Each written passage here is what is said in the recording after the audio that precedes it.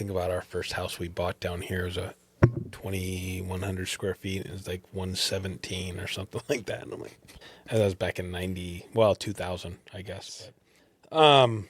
What's a lesson that you learned through your development, through the business, through growing up, that at the time maybe you thought was, a frustration, pain in the ass, was going to stop you, but now looking back, it was like, okay, that was exactly where it needed to be at that time. Persistence. Yeah. I never gave up. That's awesome. In 2020, I remember sitting at a restaurant. I was working for that other company at the time. And I remember sitting down. I was working on a bid. And I was trying to I ordered dinner. I was sitting there by myself. It was like 6 o'clock. Mm-hmm. And I remember I called my old business partner. And he told me he had an LLC. He just needed somebody to take the license. I was like, that door opened. I walked through it. Yeah. I'm a big proponent of walk through that door. Yeah. You never know what's going to be on the other side. For sure.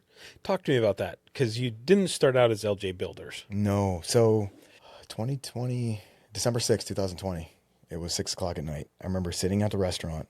I had my computer, pretty sure I had a beer there, and I was ordering food. And I remember calling Justin, because I was calling him for a roof, for a bid that I needed to do, because I had a couple bids I needed to get out.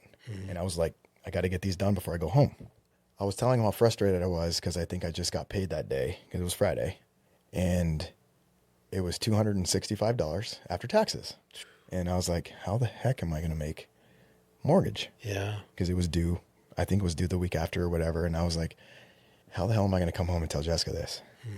So once he told me that, the next day I put in my notice and I didn't stop. I didn't turn around. It was like nonstop, balls to the wall, gas pedal down. I'm going to do this, and I'm going to do it all the way. Nobody's getting in my way. And New Year's happened. Literally January, I was working the business with Justin.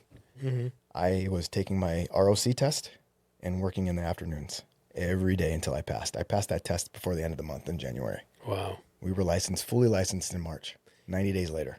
Isn't it incredible when that fire lights? It was engulfed. How motivating that is. I was motivated.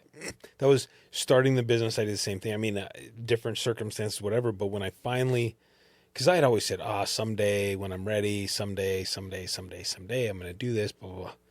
Finally, the circumstances just hit, and I'm like, I'm done. Blinders are on. I'm going full steam, full forward. I don't care. Nobody's going to tell me.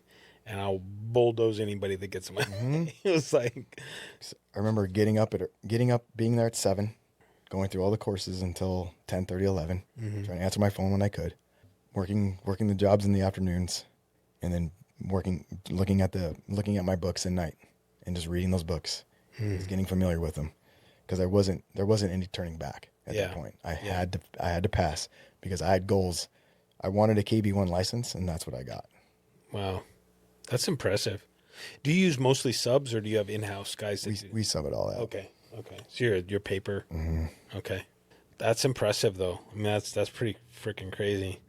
How would you say success has changed your view of responsibility? Or do you feel like you're successful? I guess I should ask. Yes, but there's more to that. We're fortunate where we can kind of, if Jessica says, hey, can we go to dinner tonight? Sure, we can. Can we go somewhere? Yes, we can. But I put myself in that place where we can, which literally that's only been the last, I would say, year and a half we've been able to do that. Okay.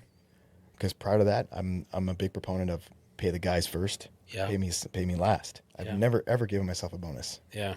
To this day.